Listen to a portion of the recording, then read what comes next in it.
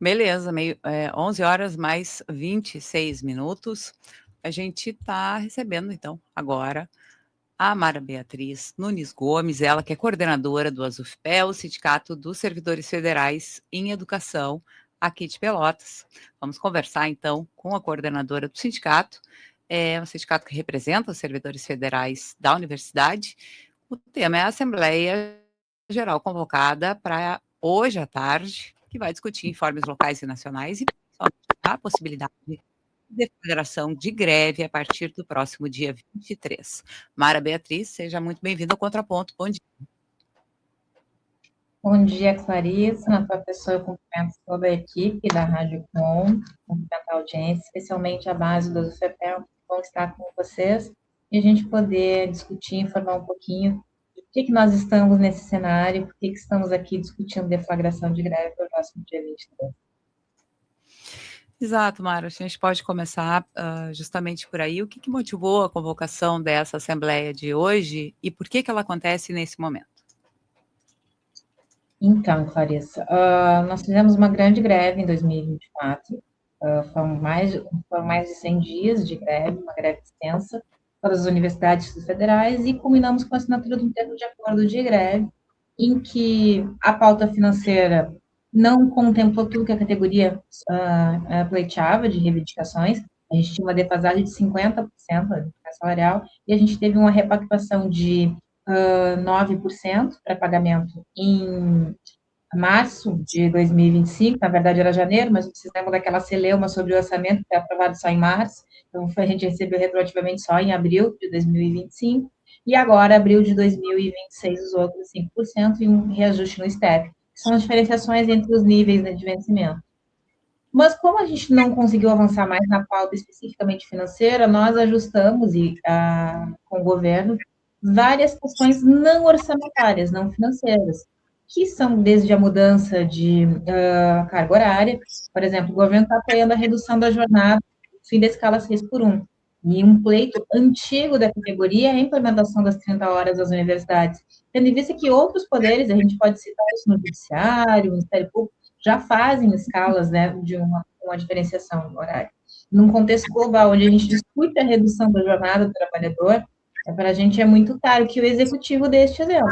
Se ele apoia que a iniciativa privada tenha uma redução da jornada de trabalho, nada mais justo que implementar uma demanda que é histórica e que muitas universidades já fizeram, ou ainda outras fazem. Mas a perspectiva fundamental é essa. A implementação do reconhecimento de saberes e competências, assim, vou tentar explicar sucintamente o que é isso.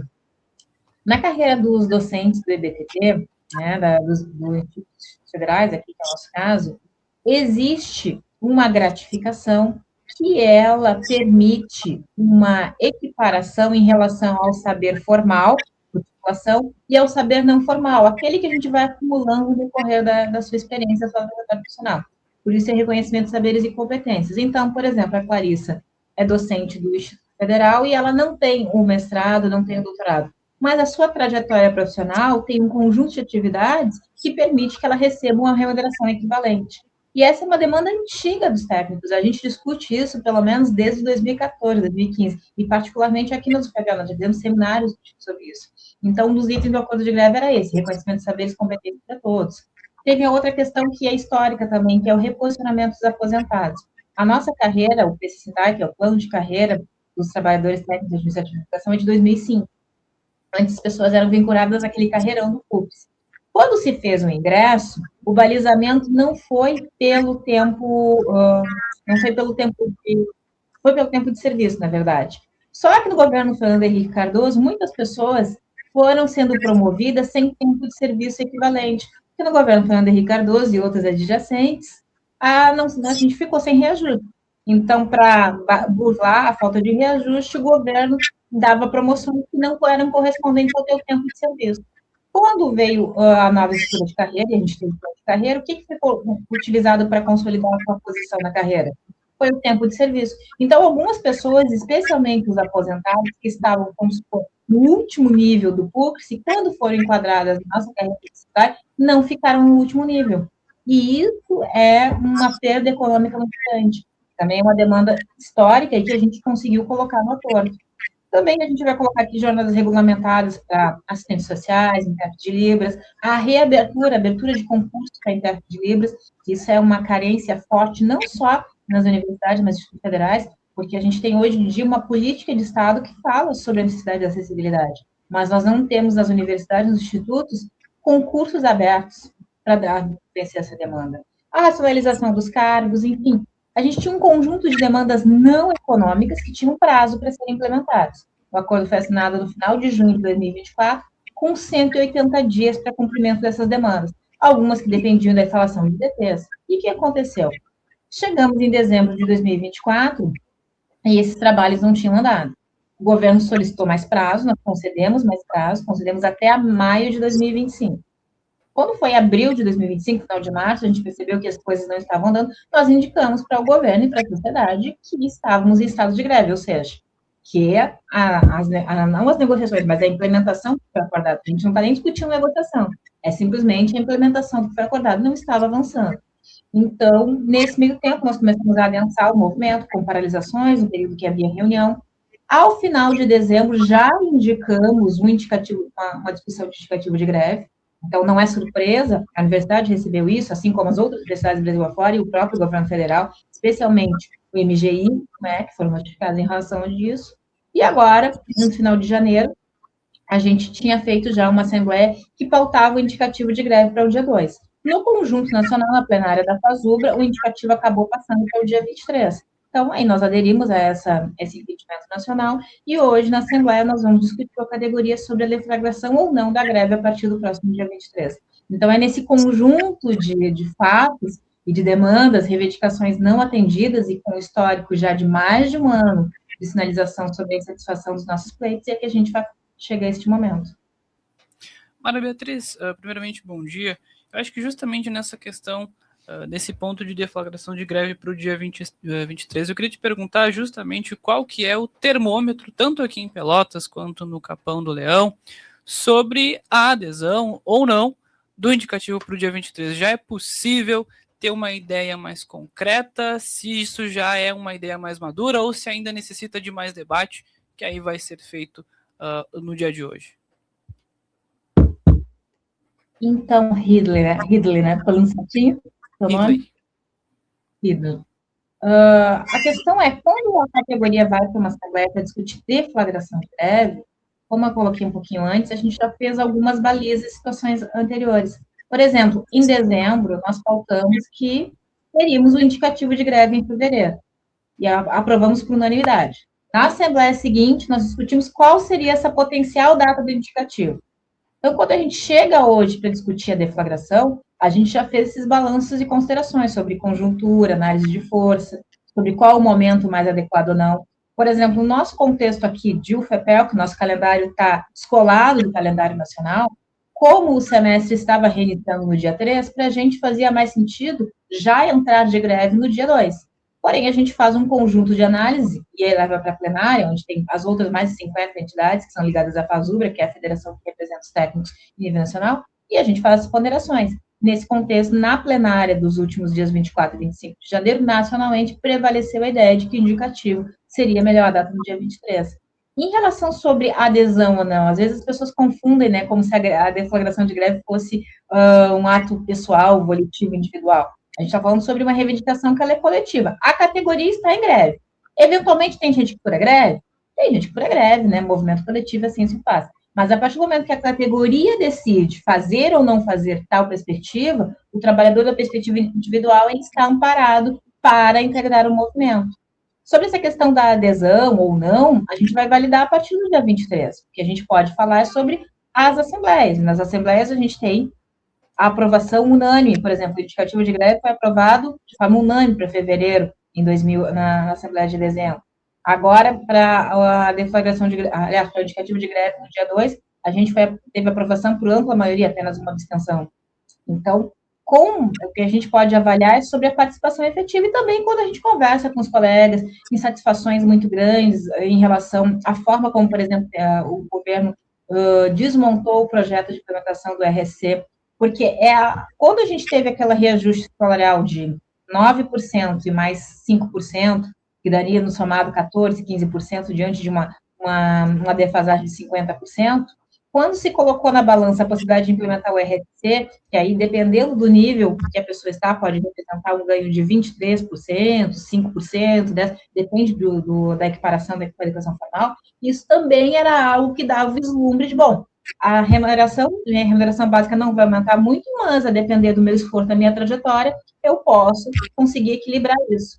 Porém, quando o PL foi apresentado no final do ano passado, em dezembro, se vislumbrou que o MGI, representante do governo federal, desnaturou todo o trabalho de uma Comissão Nacional de Revisão da Carreira, que tinha participação, inclusive, de representantes do governo, que haviam consolidado um projeto de reconhecimento de saberes e competências que atendia a toda a categoria.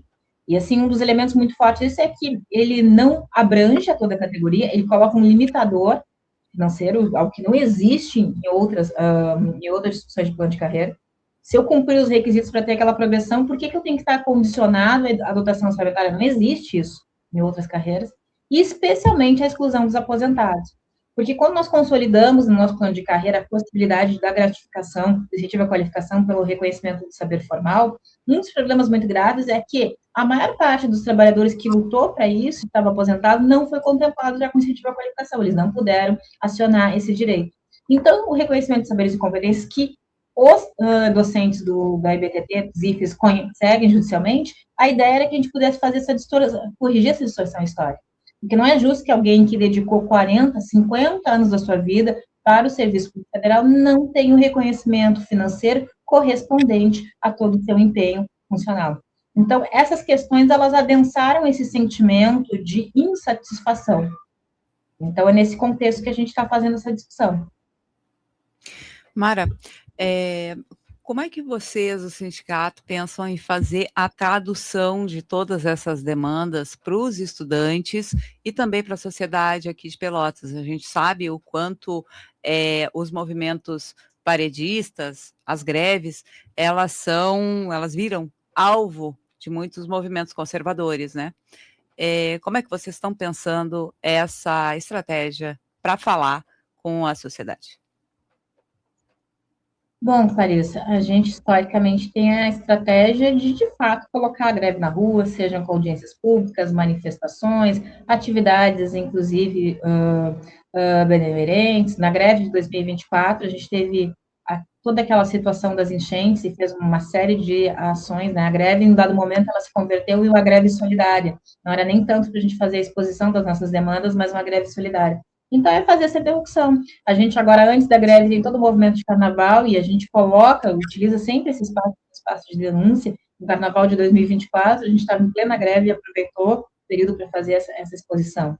E esse diálogo a gente espera que aconteça da forma mais fluida possível. Nós tivemos um episódio muito ruim em 2024, quando a Universidade e o MGI cortaram o fundo de greve dos trabalhadores, que é um fundo de greve sobre toda a categoria, conforme o entendimento mais recente do STF, que barrou aquele absurdo da reforma trabalhista que visava asfixiar os sindicatos financeiramente. E nós fomos ao judiciário e, por incrível que pareça, um judiciário reacionário em relação aos movimentos sociais sindicais, tonalizou que esse ato era um ato antissindical e, por isso, nós ganhamos nas esferas em que a universidade recorreu. Então, a gente espera que as pessoas tenham uma atuação, uma postura que seja coerente com aquilo que elas postulam nos seus discursos publicamente. Quando a gente faz uma defesa de que os trabalhadores da universidade precisam de um plano de carreira e de direitos implementados, não é só pelo desempenho pessoal, pelo interesse pessoal, ou como alguns colocam, corporativismo. Os trabalhadores precisam estar satisfeitos no seu local de trabalho para que possam desempenhar melhor o seu trabalho e assim a universidade possa ganhar. Quando a gente faz essa discussão, a gente está em colocar também alguns elementos que estão historicamente destruindo a universidade. A gente vê aqui, por exemplo, na FEPEL e em outras, os efeitos drásticos da terceirização. A terceirização precariza a vida do trabalhador, que recebe menos, precariza a prestação do serviço. E quem é que ganha com isso? A sociedade ganha, a universidade ganha, os alunos ganham. Não, ninguém ganha, exceto donos das empresas. E aí a gente tem que fazer uma discussão muito profunda de quem são os donos dessas empresas e por que o interesse em avançar com a terceirização. E nesse contexto, a nossa greve também se pauta contra a reforma administrativa. Porque a reforma administrativa, que era herança do Lira, que está colocada pelo Hugo Mota e que tem participação direta do MGI, ela adensa o processo de terceirização. E o MGI costuma dizer que eles vão terceirizar apenas os fazeres que estão obsoletos. Quem são os saberes que eles dizem obsoletos? É a higienização, são aqueles trabalhos onde a gente vê a população mais precarizada executando. Então, a gente tem que fazer uma discussão sobre qual é o modelo de Estado que nós queremos. E fazemos essa cobrança muito fortemente porque nós elegemos este governo. E digo nós porque a FASUBRA e seus sindicatos de base deliberaram em plenária, lá em 2022, que a candidatura do governo Lula era a única que poderia restaurar a democracia. Então, nós não temos nenhum melindre em fazer esse debate público, porque a democracia é isso, é o cumprimento dos pactos que foram adimplidos. E também que a gente tem a capacidade de fazer crítica. Essa é a diferenciação que nós temos de alguns outros movimentos e falanges políticas. A gente sabe fazer a crítica, inclusive daqueles que nós elegemos. Mara, justamente nessa perspectiva de eleição, a gente está em um ano que é ano eleitoral e é um ano muito delicado. E a gente sabe que essas disputas, elas acabam ganhando novos pesos, né? Então, justamente neste contexto, o sindicato classifica como mais fácil, como mais difícil a aprovação, o cumprimento dos acordos pelo governo neste cenário de ano eleitoral, em caso de deflagração de greve. Como que isso se daria diante de todo este cenário? Bom, a questão eleitoral é de perspectiva do governo, né? É o governo que vai buscar ou não a reeleição. A gente está numa situação aqui de representação de trabalhadores, e o sindicato tem que fazer a defesa dos trabalhadores. Como vai ficar a perspectiva do governo, como isso vai atingir ou não o governo, ele vai ter que fazer uma avaliação interna, especialmente com seus interlocutores. A categoria está sinalizando há mais de um ano que está insatisfeita. Nós estamos em estado de greve desde abril de 2025. São quase 10 meses, 11 meses em que nós estamos sinalizando que o acordo de greve não vem sendo cumprido. Então, a expectativa é fazer a luta que é necessária. Nós receberemos todos aqueles itens que nós pactuamos, que o governo disse que sentaria e que implementaria. Não sabemos, a gente não tem como te dizer isso. Mas a gente faz a luta porque é necessária. A questão do ano eleitoral, ela pode colocar algumas balizas em relação à pactuação financeira. Mas sobre o eventual desgaste político ou custo político, isso é da conta do governo. Ele deveria ter sentado antes com os trabalhadores. Mara, então, vamos encaminhando para o final da entrevista. Queria que tu comentasse um pouquinho a expectativa da presença da categoria para a Assembleia de hoje, também abrir espaço para que tu faça a tua chamada. Não, Clarissa, muito boa essa questão. A gente está passando por uma chuva em Pelotas, né? Eu demorei um pouquinho para chegar, gente. Caiu árvore na minha rua, estava alagado aqui. Então, mas agora está passando. A gente tem um grupo de colegas que são sindicalizados, associados, a gente estava discutindo sobre isso. Então, a expectativa é que a gente tenha uma presença bem significativa. A gente tem tido uma presença muito boa, bem significativa dos colegas nessas últimas assembleias, por todo esse caldo, por todo esse entorno de questões, né, que vem permeando o que está acontecendo. Então, aproveitar para fazer um chamado, toda a categoria dos sindicatos servidores, vinculado ao Sindicato de Servidores Federais de Pelotas e Capão do Leão, do ASUFEPEL, compareça hoje à Assembleia, às 14 horas, primeira chamada, segunda chamada, 14h30, então começamos às 14h30, a pauta, como a Clarissa bem informou antes, são os informes locais e nacionais, e depois a pauta única sobre a deflagração de greve a partir do dia 23. E a gente toma esse cuidado de fazer antecipadamente, porque semana que vem é carnaval, enfim, e no caso da aprovação, a gente tem alguns trâmites oficiais a cumprir, como instalação do comando, comunicação à reitoria, né, nos prazos legais. Então, a gente está fazendo nesse período já no limite, porque a gente tem uma semana na sequência de feriadão de carnaval, onde, eventualmente, a casa seja aprovado, ou mesmo que não seja, enfim, como a gente está na discussão do descumprimento, a ASUFEPEL vai estar na rua fazendo uma discussão com a categoria sobre questões que são importantes. A redução da jornada que a gente discute aqui, fala sobre 30 horas, não é o que interessa simplesmente aos trabalhadores da educação federal, interessa a toda a sociedade. Nós estamos discutindo melhores condições de trabalho, porque a partir do momento em que os trabalhadores da iniciativa pública, que têm uma certa segurança para fazer reivindicações, colocam determinadas demandas, a gente abre a possibilidade para forçar e intencionar que iniciativa privada esses direitos também sejam discutidos. Então, é essa a lógica, e aproveitar este momento de folia para também fazer conscientização. Maravilha. Tá bem, Mara, muito obrigada pela presença aqui no Contraponto. A gente deseja uma boa luta e conta com a Rádio Com para a divulgação de toda a derivada do que vai acontecer hoje à tarde. Muito obrigada, gente. Obrigada pelo espaço da Rádio Com e contamos com essa parceria. Obrigada. Obrigada. A gente conversou com a Mara Beatriz Nunes Gomes, ela que é coordenadora do ASUFPEL, sobre a Assembleia Geral que acontece hoje à tarde e o debate sobre a greve a partir do dia 23 vai ser votada justamente nessa Assembleia. Tudo isso meio a cobrança pelo cumprimento do acordo firmado em 2024.